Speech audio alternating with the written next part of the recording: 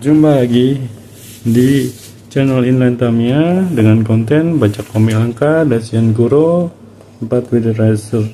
Kita sudah sampai di volume 12, volume terakhir dari komik yang diterbitkan oleh Raja Wali Graffiti untuk komik besar, ukuran besar berwarna.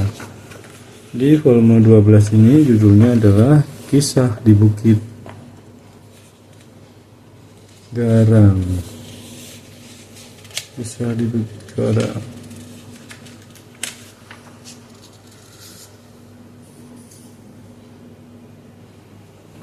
Gundukan itu tak lagi kuburan 4WD, Goro dan Fujiyama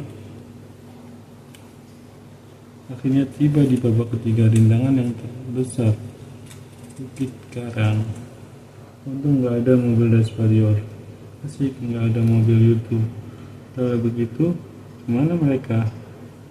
Di depan bukit ada jurang dan sungai. Kalau tidak waspada bahaya.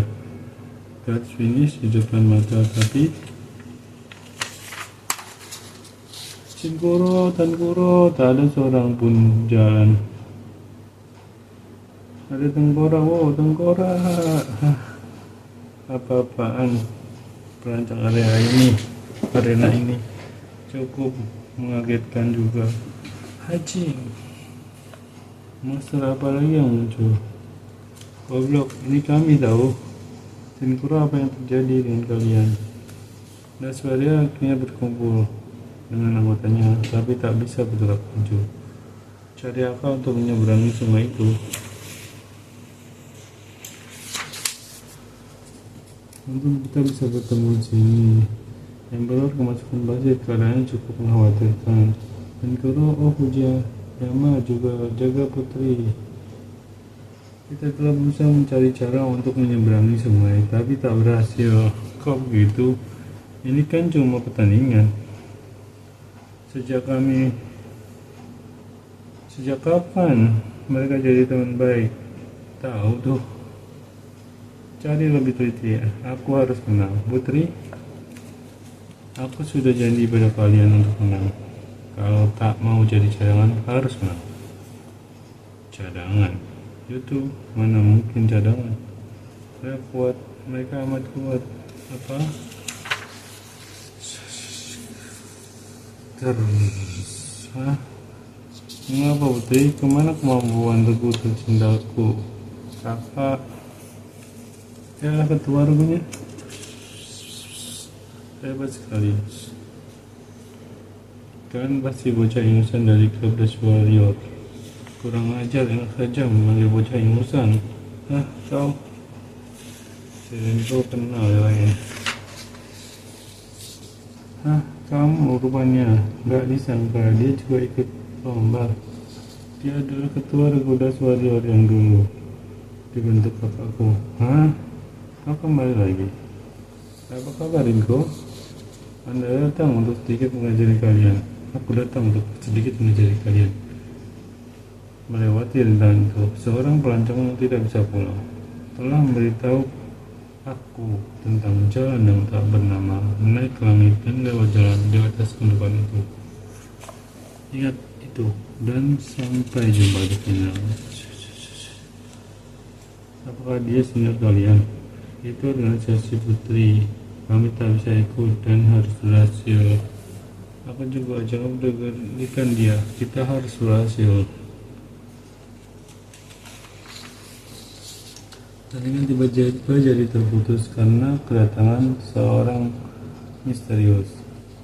Jalan yang tak bernama melewati jalan di atas gundukan tuku-tuku macam apa itu? Apa sih artinya dan maksud kata-katanya itu? Jalan pun di atas gundukan berarti apa ya? Di sini sudah tak ada jalan lagi. Naik ke langit, apa pula artinya? Sudah, nggak usah dipikir. Ayo mulai, cepat temukan cara.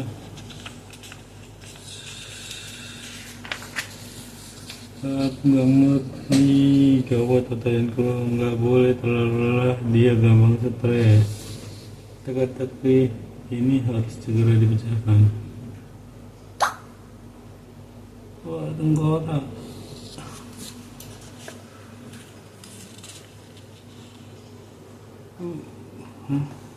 Panjang itu pertanda tengkorak. Dialah si korban yang menunjukkan. Akhirnya misterinya terungkap.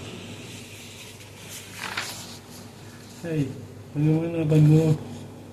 Naik ke langit lewat jalan di atas gundukan, menandakan tempat itu. Itu tinggi, pasti bisa melompat dan menyeberangi sungai. Buset, kita keduluan. Tunggu dulu pujianmu. Jatuh ke dalam sungai. Itu adalah jalur lomba yang telah dipenuhi kerangka 4BD. Tapi kita nggak bisa naik gundukan itu. Misteri telah terungkap. Kedua regu terus maju. Siapa yang dapat menyeberangi sungai lebih dahulu?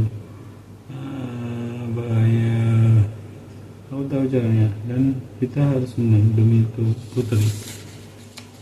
Mengapa mereka lari ke rongsokan itu? Menyingkirkan rongsokan dengan mobil sendiri agar Putri bisa lewat. Apa? Kesempatan baik, Putri. Baiklah. Dihalang Yan Guru.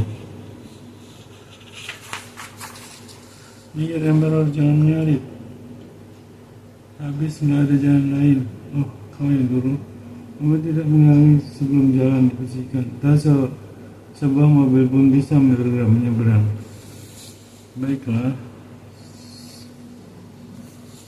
Sekarang mobil terbaik adalah Shinkuro yang bisa menyeberang, atau tidak, tergantung kau. Demi finish kami. Finish hari ini aku mengalah. Wah, jalur depan sudah diratakan. Terjang Shinkuro, Putri cepat. Dua mobil saling berpacu untuk menentukan siapa yang terdepan.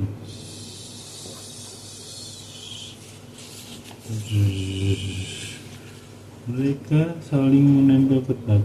Lewat jalan itu kan sempit, karena bisa dilewati oleh dua mobil. Namun kedua mobil itu saling bergerak dan melaju dengan dua ban.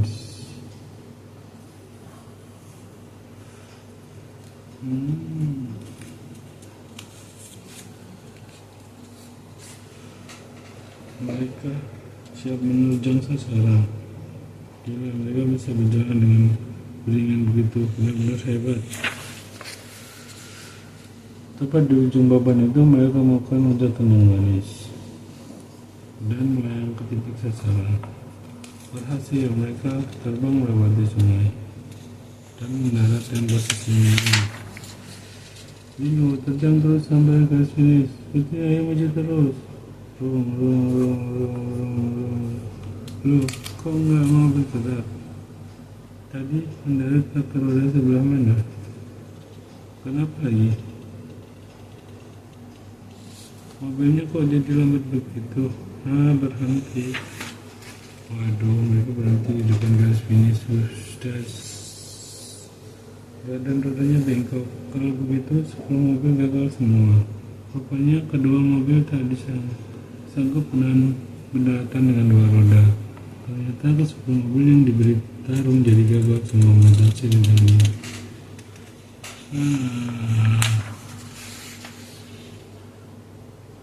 Ada apa ini? Dutch Warrior dan Yuto sama-sama tidak bisa melewati finish. Panitia memutuskan kedua regu kehilangan hak bertanding. Ngawur. Ya begitu sih nomor peraturannya.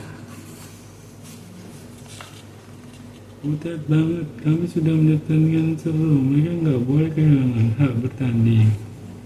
Betul, ayo ulangi lebih baik. Semua orang dukung persemangat juang kita. Menimbang perjuangan berat mereka, maka diputuskan pertandingan ulang.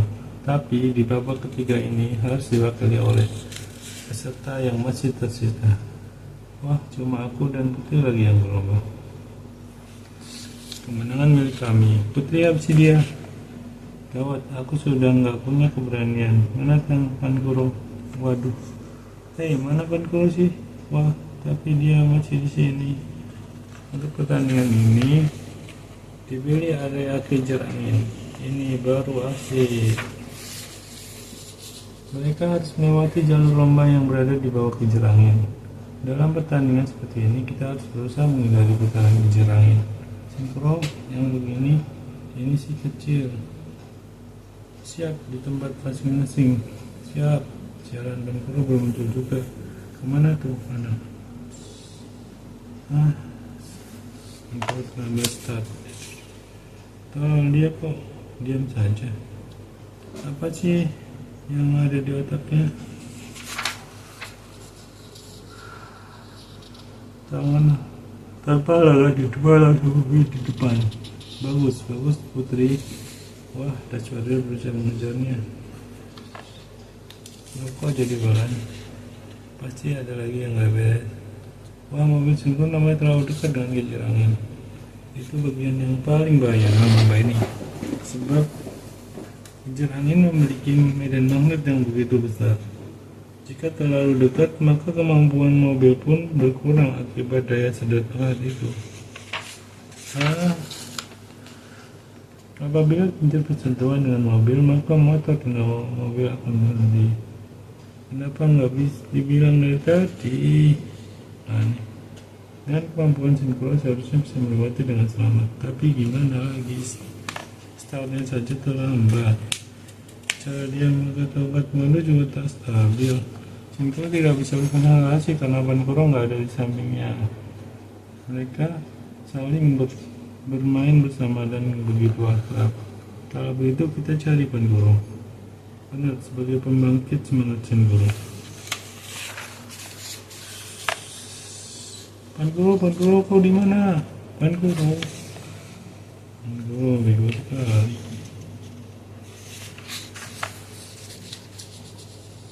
Cari temannya yang hilang.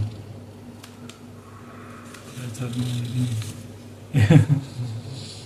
Ban guru, kenapa kau menculik ban guru? Tunggu dulu, ban guru kok kelihatan aneh. Tidak nyata, masa sih?